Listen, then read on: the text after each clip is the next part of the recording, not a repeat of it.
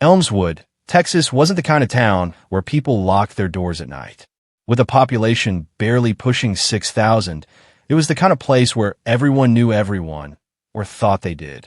Sheriff Ryan Maddox was the reason most of them slept easy. At 42, he was the steady hand of Elmswood. Broad-shouldered with steely blue eyes and a military past, he walked with a quiet authority that commanded respect without ever needing to raise his voice. The badge on his chest wasn't just a job. It was an identity he wore with pride. To the townspeople, he was a war hero turned protector. To his deputies, he was a mentor. To Noah Walsh, he was more than that. He was like an older brother. Noah had joined the department straight out of community college. At 27, he was eager, honest, and full of ideals. Everything Ryan used to be. The two had bonded quickly, especially after Ryan helped Noah get through the academy. The sheriff had even taken a personal interest in Noah's background, often visiting his home, checking in on Noah's well-being, and spending holidays with the family. And that's how he met Lena Walsh. Lena was Noah's mother. 50 years old, widowed for nearly 15, and still possessing the kind of grace that made people stop mid-sentence when she entered a room. She wore her years with quiet dignity, no flash, no drama. Her honey brown hair was always neatly tucked, her smile reserved but warm.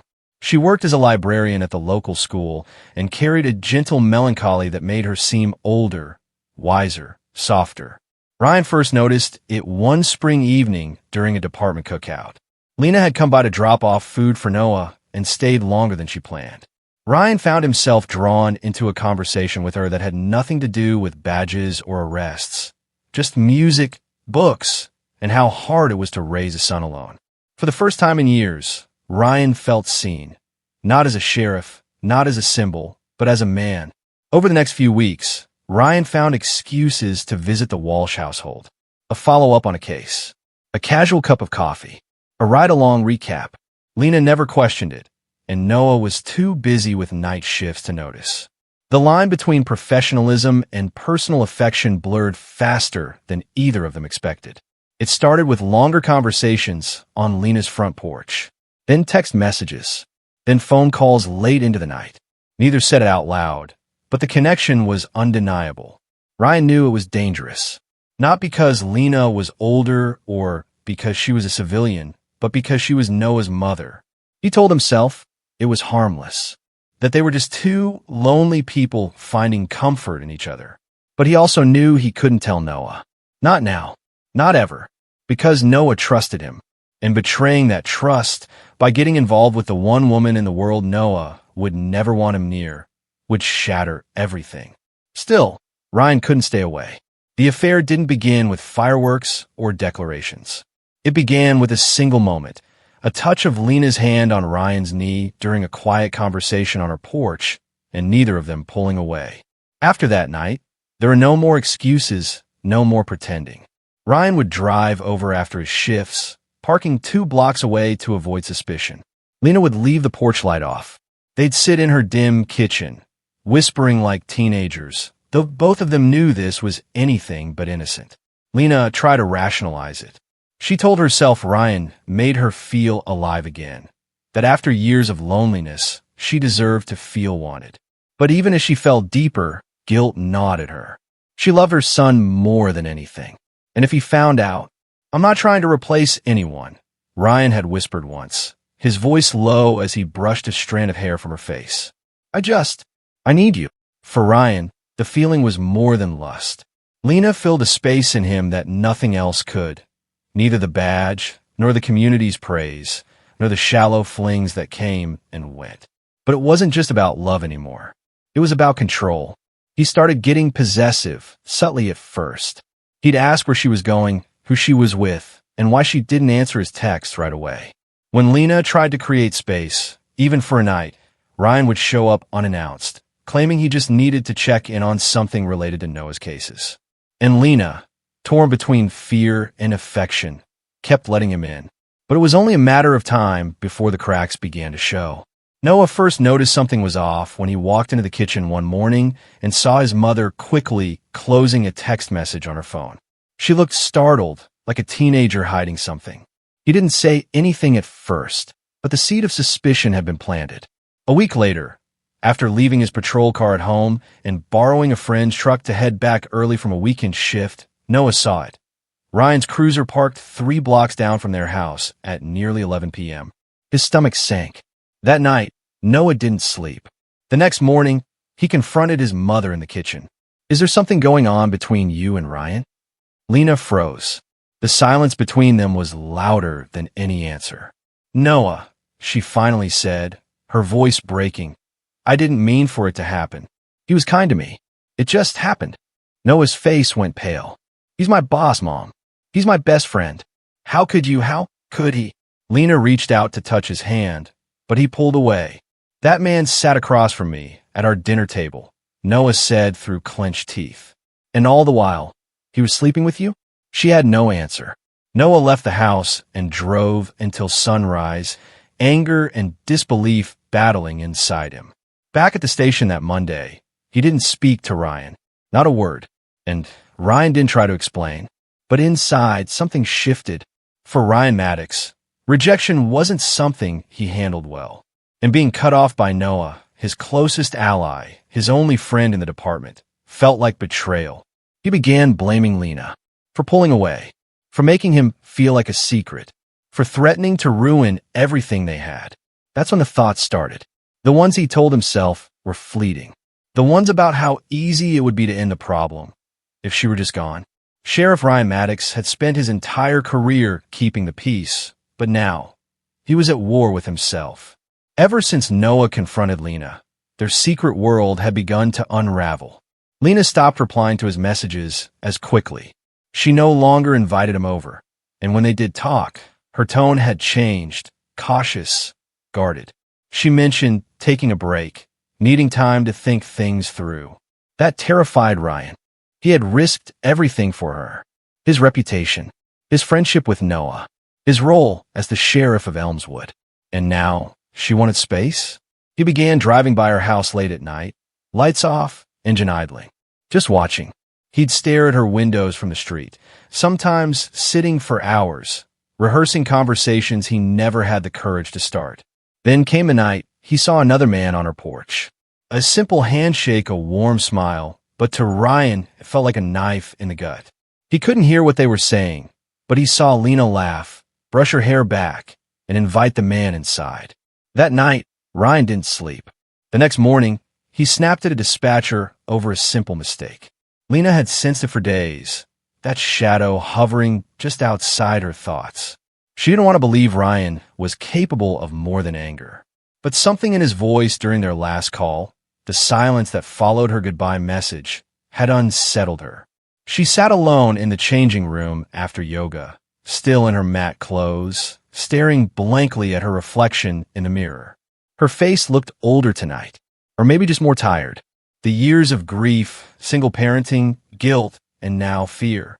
She reached in her bag and checked her phone. No messages from Noah, none from Ryan, but she could still feel him near, like a heat on her neck, like headlights in the rearview mirror that stayed too long. On the way out, she hesitated at the doorway. The wind had picked up. The night air had that sharp Texas chill. She glanced back into the studio, then pulled her jacket tight around her. As she walked to her car, she told herself, "You did the right thing.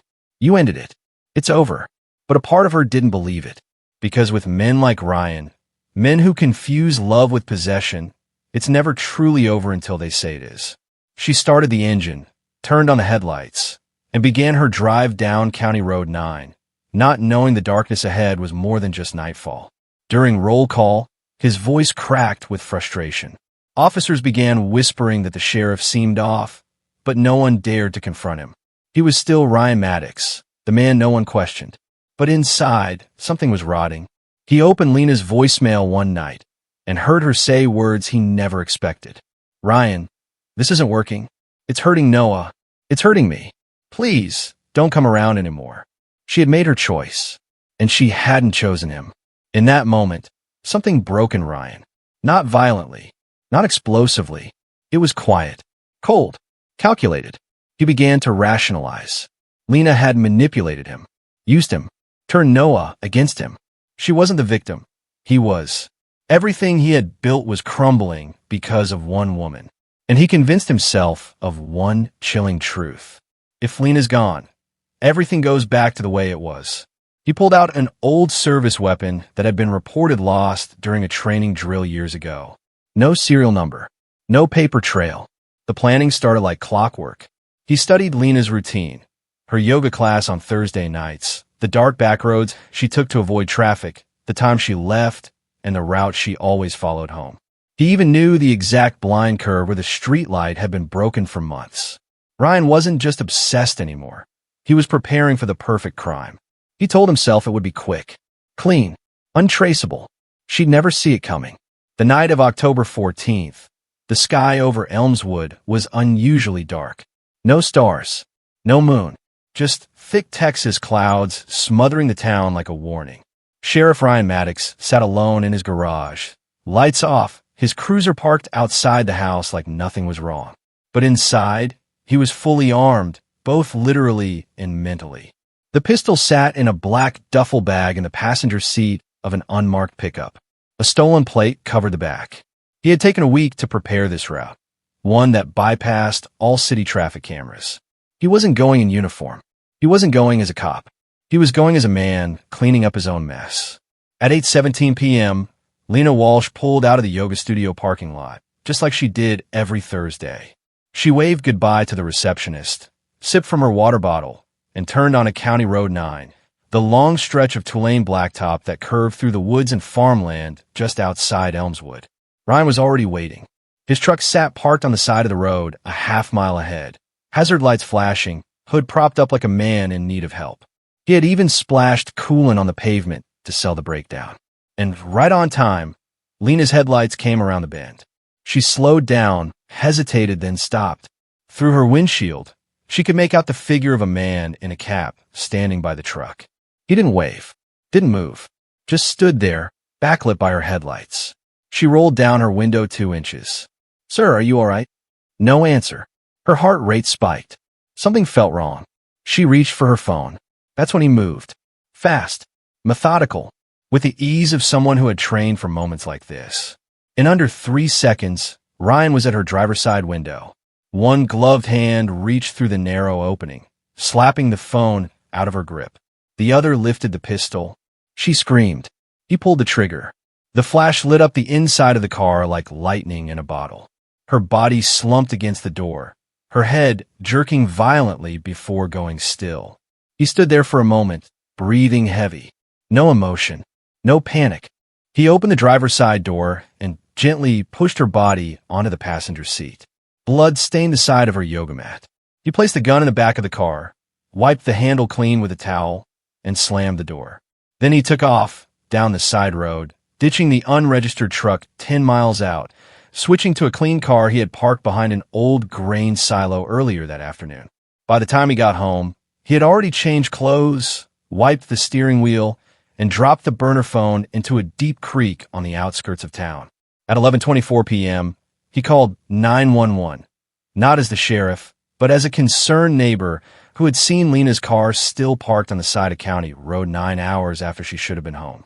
He even volunteered to respond to the scene himself. In the cold, blue silence of the Texas night, Lena Walsh's body sat alone, slumped over the steering wheel, her blood slowly soaking into the passenger seat. To most people, she'd look like another tragic victim of small-town violence. But for Ryan Maddox, it was the moment everything changed. Or so he thought. By dawn, the flashing red and blue lights lit up County Road 9 like a crime scene from a nightmare. Yellow tape fluttered in the early morning wind. Officers from the Elmswood Sheriff's Department stood solemnly beside Lena Walsh's car, jaws clenched, eyes hollow. Sheriff Ryan Maddox arrived in uniform, calm and composed. He walked up to the body like a man seeing tragedy for the first time. But inside, he'd rehearsed every second of this. He crouched beside Lena's lifeless form, lowered his head, and muttered a prayer that sounded genuine to everyone within earshot.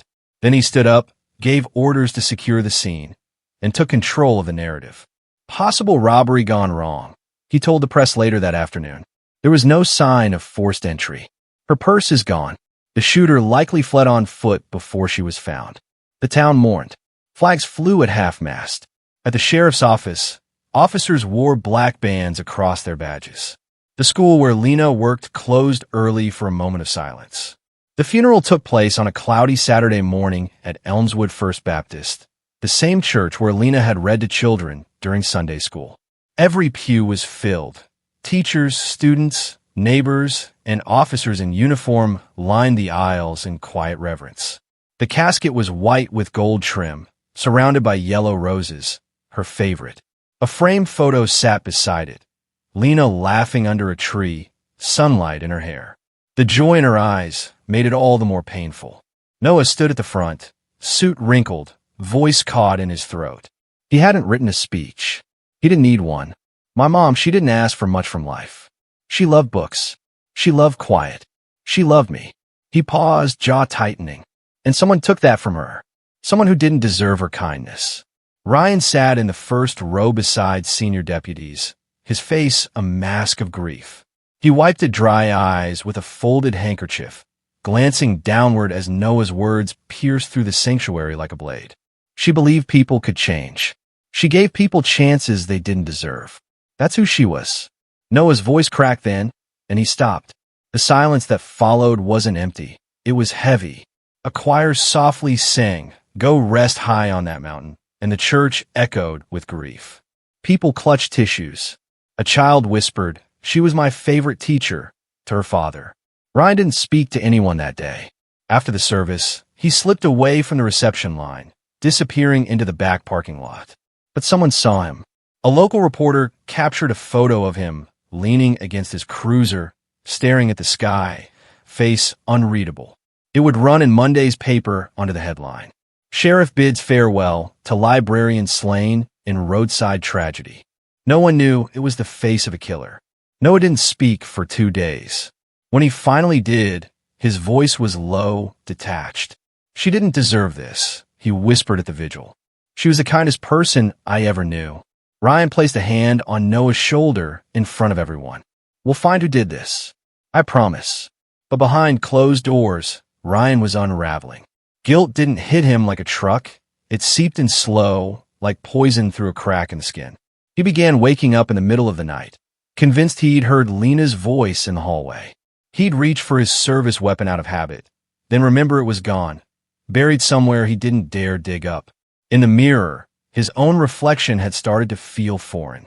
The blue eyes once praised for their clarity were now bloodshot, twitching. Every noise outside became a threat. A siren down the street sent panic through his chest. A conversation that paused when he entered a room made him burn with suspicion. He found himself rehearsing stories. Alibis no one had asked for, explanations to questions no one posed.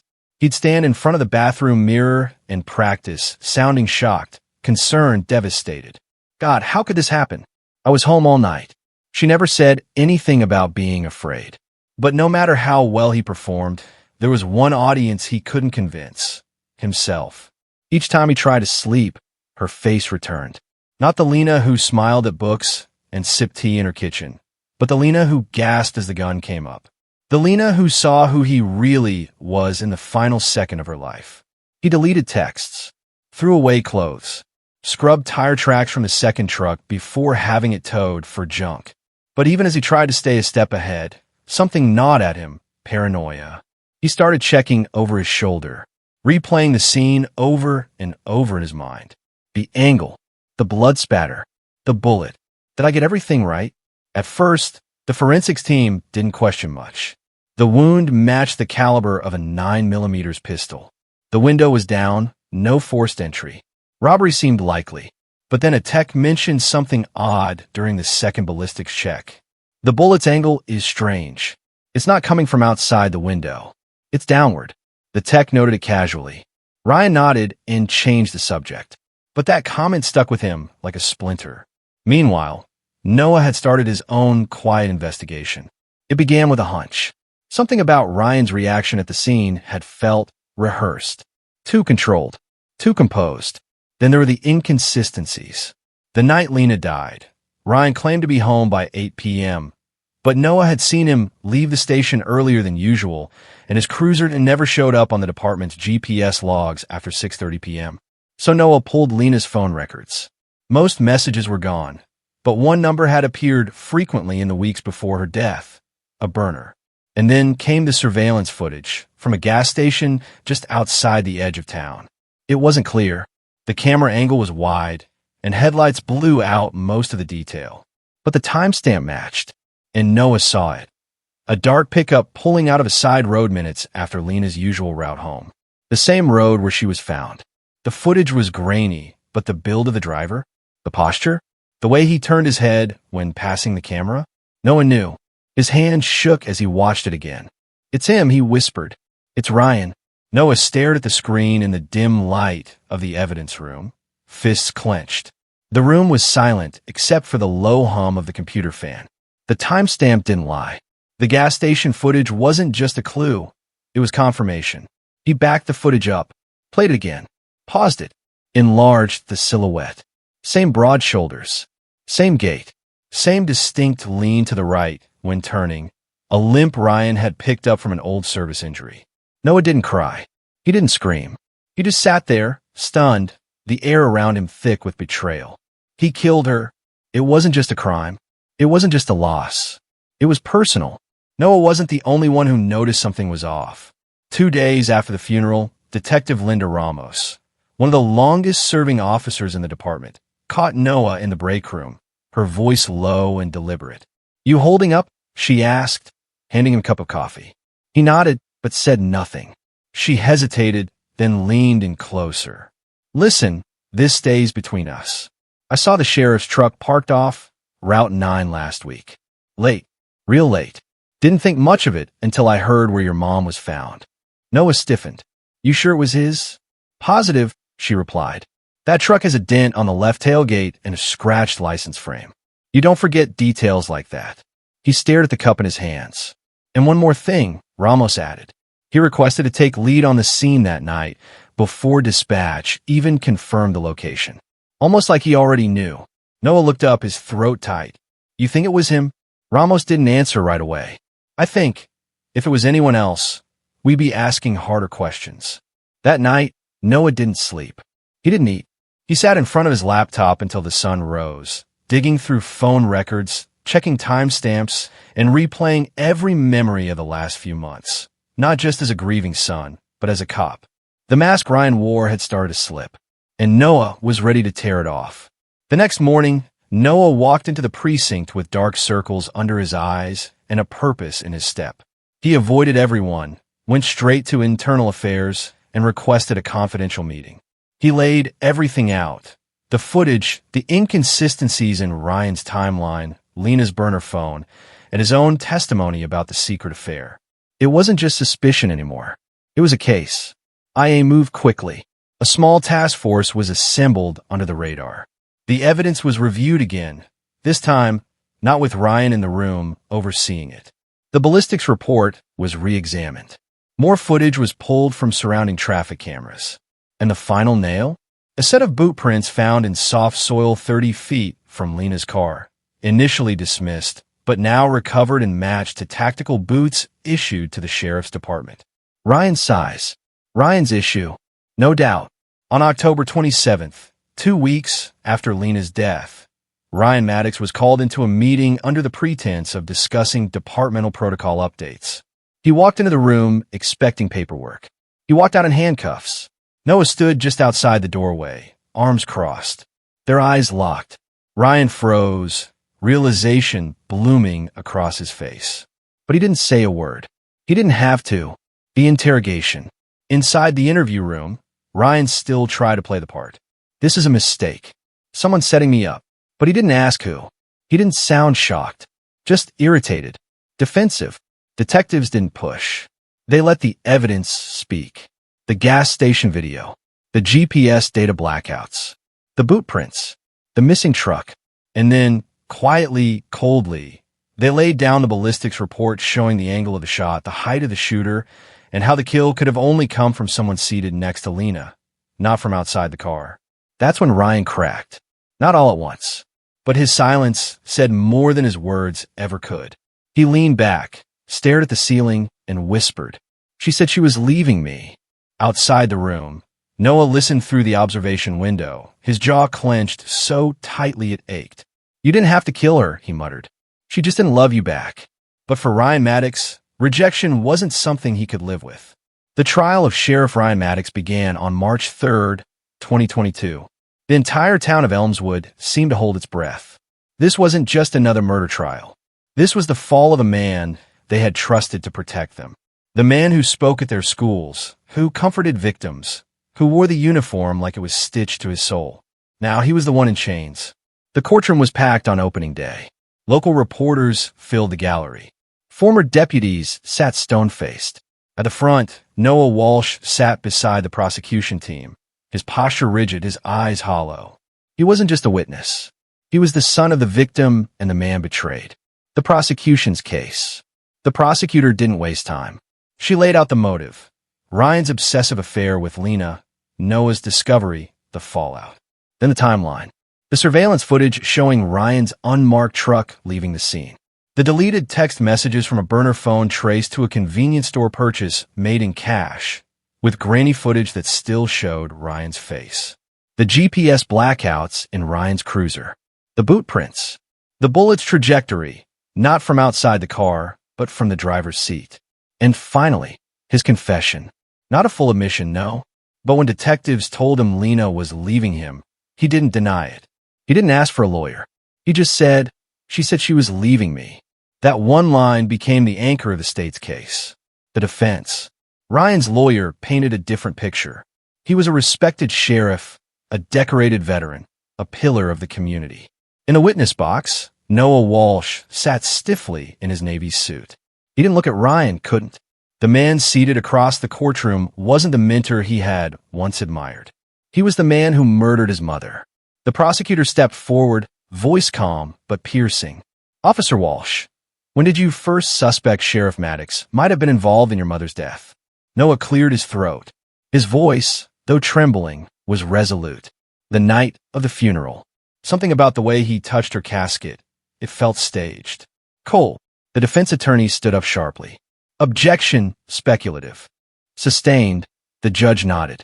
The prosecutor rephrased. What made you pursue the possibility that he was involved? Noah didn't hesitate. I knew my mother. She was careful. She wouldn't have stopped for a stranger that late at night, unless she trusted him. A murmur swept through the courtroom. Then the prosecution turned to Ryan on the stand. Sheriff Maddox, did you love Lena Walsh? Ryan's jaw flexed. Yes. And when she ended the relationship, how did that make you feel? He hesitated. Betrayed. Not heartbroken. Not hurt. Betrayed. Ryan's eyes flicked toward Noah, just for a second. She made me feel like I never mattered. So you killed her? No. The prosecutor's voice turned sharp.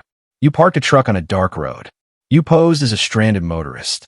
You walked up to her window with a stolen gun. Objection. Withdrawn.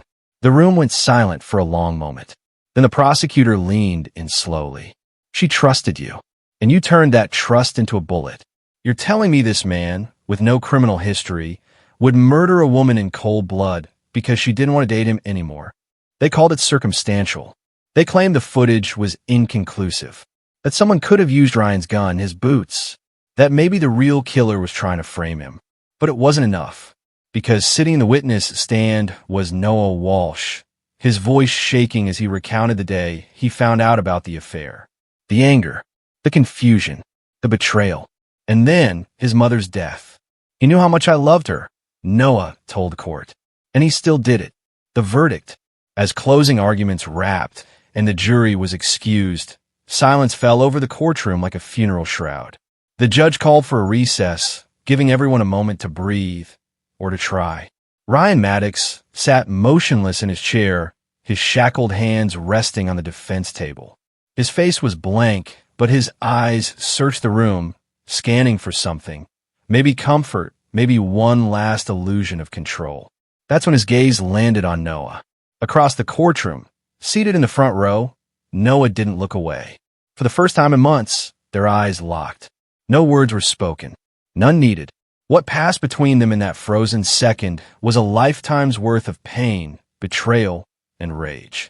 To Ryan, Noah's stare was not that of a grieving son, but of a man who had seen behind the badge, past the lies, and down into the rot beneath. And to Noah, the man in the defendant's chair wasn't his mentor, wasn't a war hero, wasn't the protector of Elmswood. He was just a man who murdered his mother. And now, he was about to lose everything. Ryan's jaw tightened. His throat bobbed, but he said nothing. The bailiff returned. The judge re-entered. The jury's footsteps echoed back into the chamber. The final moment had arrived. On March 24th, the jury deliberated for less than 4 hours. When they returned, no one breathed. We, the jury, find the defendant, Ryan Maddox, guilty of first-degree murder. There was no outburst, no tears, just silence. Ryan stared ahead, jaw tight, unmoving, as the judge read the sentence. Life in prison without the possibility of parole. His shoulders finally sank. It was over. Outside the courthouse, reporters hounded Noah for a statement. He gave none. Later that night, he stood at Lena's grave, hands in his jacket pockets. "He took everything from us," he whispered. "But you were right to walk away. You always had more strength than he ever did." The wind rustled through the cemetery trees as Noah turned and walked into the darkness, alone, but finally free. 6 months after the trial, the town of Elmswood still hadn't recovered. The sheriff's department had a new interim leader, but the shadow of Ryan Maddox still lingered like smoke in the rafters. His framed photo had been taken down from the station wall, yet every time someone walked past the empty office, they remembered who used to sit there. Some people refused to talk about him at all. Others still tried to defend him. "He must have snapped," they'd say. "She must have led him on," others whispered. But most people knew the truth. Ryan didn't snap. He chose. He chose control over compassion, obsession over reason, murder over heartbreak. And Noah Walsh? He didn't just lose a mother. He lost everything. Noah resigned from the department 3 weeks after the verdict. He packed a single duffel bag, left his badge on the desk, and drove out of Elmswood without telling a soul. He didn't leave a note. He didn't owe anyone an explanation. The only stop he made on the way out of town was at Cabin 16, tucked away near Lake Briar, the same place Ryan had once used to meet Lena in secret. Noah stood outside for a long time, staring at the door, before finally opening it. Inside, the room was cold, quiet, and dust-covered.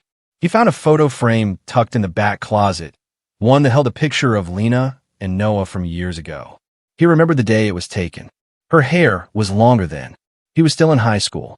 She had one arm around his shoulder and the other holding a birthday cake. He didn't cry.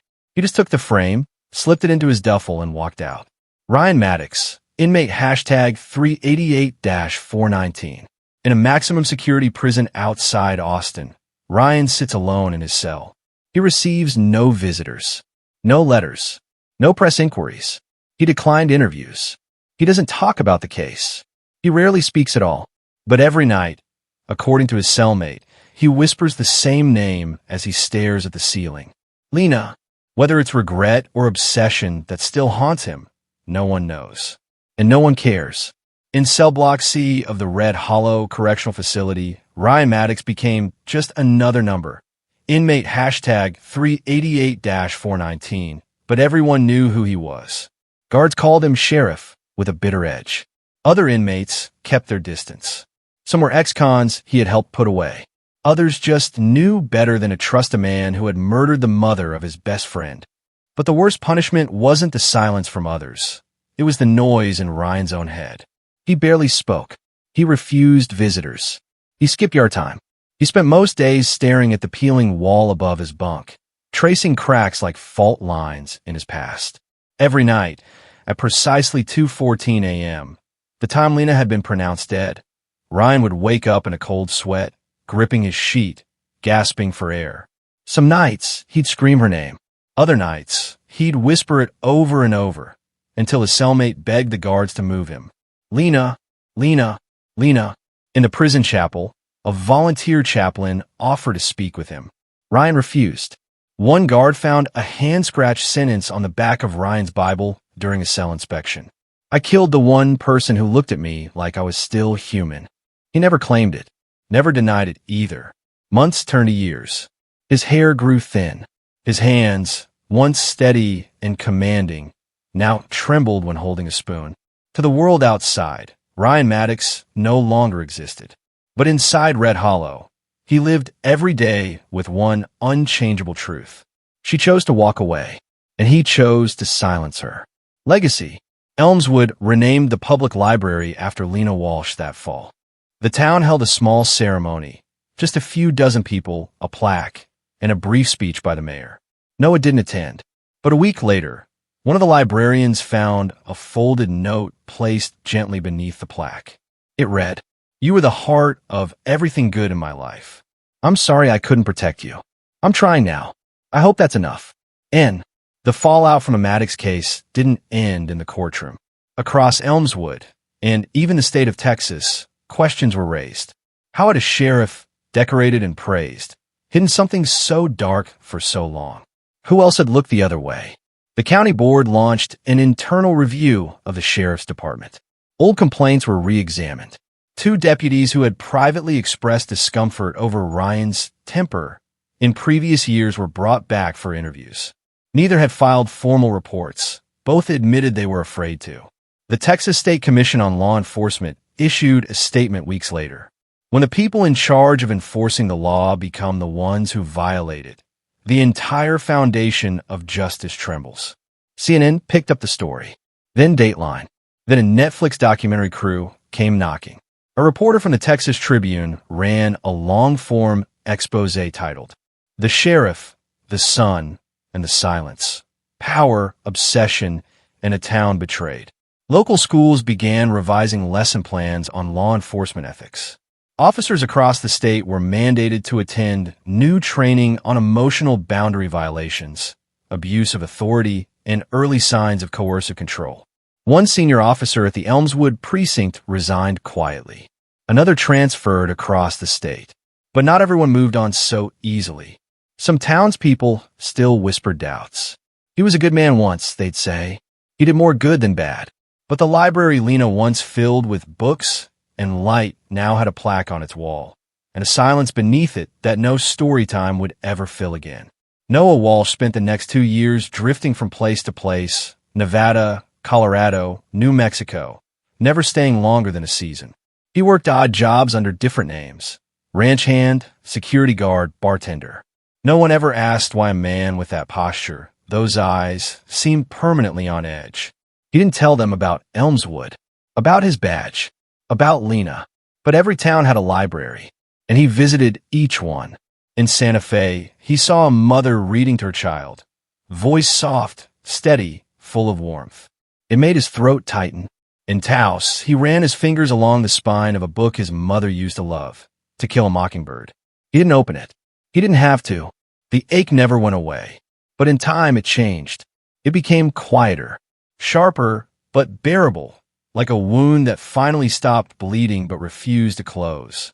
On a winter morning, nearly 3 years after the trial, Noah mailed a letter. No return address. No name on the envelope. Just 5 words scribbled on the back. For the children she inspired. Inside was a cashier's check. $12,000. Enough to start a scholarship fund at the Elmswood Public Library for kids who loved reading but had nowhere quiet to go. The library board never figured out who sent it. They named the program after Lena. The Second Chances Fund. Somewhere in the Pacific Northwest, a man stood on a cliff overlooking gray water and thought about calling himself home. But he didn't know where that was anymore. And maybe that was okay. Weeks later, Noah found himself in a small coastal town in Oregon. He took up a job fixing boats at a rundown dockyard, exchanging heavy labor for quiet days and undisturbed nights. No one knew his name beyond Nick. No one asked questions. At first, he slept in the back of his truck. Then, a retired widow offered him a tiny guest house behind her cottage. No rent, just help with groceries and the garden. On rainy evenings, he'd sit on the porch with a mug of black coffee and watch the water roll in, rhythmic and relentless, like time trying to wash him clean. He kept one photo by his bedside, faded, creased at the corners. Lena, arms around him, birthday candles glowing between them. Her smile was full of light. Some nights, he'd whisper to it, "I'm trying, Mom. He didn't know if she could hear. Didn't know if healing would ever feel like more than just surviving. But one evening, while helping the widow's granddaughter pick out a library book for school, the little girl smiled and said, "You talk like a teacher." Noah paused, then smiled back. "My mom was one." The girl grinned. "She must have been awesome." He nodded slowly. "Yeah, she was."